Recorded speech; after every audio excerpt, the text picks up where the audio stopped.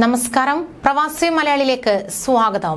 സൗദിയിൽ അടുത്തിടെയായി നിരവധി വാഹനാപകടങ്ങളാണ് ഉണ്ടായത്.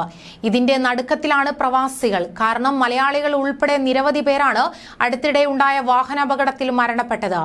എന്നാൽ വീണ്ടും അപകടങ്ങൾ ആവർത്തിക്കപ്പെടുകയാണ്. കഴിഞ്ഞ ദിവസം സൗദിയുടെ തെക്കൻ പ്രവിശ്യയിലുണ്ടായ വാഹനാപകടത്തിൽ ഒരു പ്രവാസിയുടെ ജീവൻ കൂടി പൊലിഞ്ഞിരിക്കുകയാണ്. ആലപ്പുഴ സ്വദേശിയാണ് മരിച്ചത്. ബിഷക്കടുത്ത് ഖൈബർ ജനൂബിൽ ചൊവ്വാഴ്ച രാവിലെ ഇദ്ദേഹം ഓടിച്ചിരുന്ന കാറ് ഹൈലക്സ് ജീപ്പുമായി കൂട്ടിയിടിച്ചായിരുന്നു അപകടം.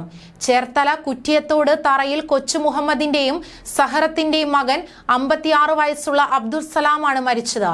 ഇദ്ദേഹം 20 വർഷമായി അറേബ്യൻ ട്രേഡിംഗ് സപ്ലൈസ് കമ്പനിയിൽ ഗാലക്സി വിഭാഗം സെയിൽസ്മാൻ ആയിരുന്നു. കുടുംബസമേതം സൗദിയിൽ കഴിയുന്ന ഇദ്ദേഹത്തിന് 2 മക്കളുണ്ട്. കഴിഞ്ഞ ദിവസമാണ് മകൾ തസ്നീഹ് സുൽത്താന സന്ദർശക വിസയിൽ സൗദിയിലെത്തിയത്. മകൻ തൻസീഹ് റഹ്മാൻ തുടർ പഠനാർത്ഥം നാട്ടിലാണ്. ഭാര്യ റാബിയ.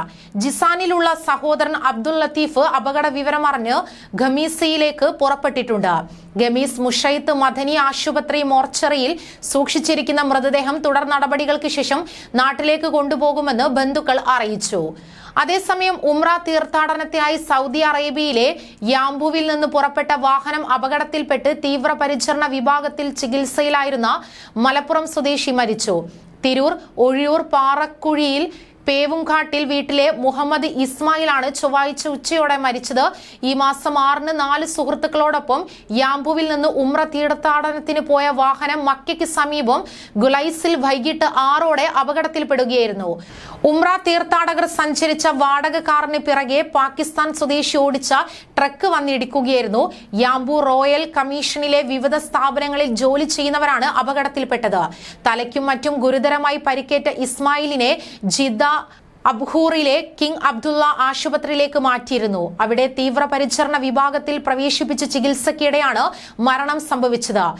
വാഹനത്തിലുണ്ടായിരുന്ന മുഹമ്മദ് അലി കട്ടിലശ്ശേരി, മുഹമ്മദ് അഷ്റഫ് കരുളായി, അലി തിരുവനന്തപുരം, അബ്ദുറഹ്മാൻ തിരുവനന്തപുരം എന്നിവർ ചെറിയ പരിക്കുകളോടെ രക്ഷപ്പെട്ടു.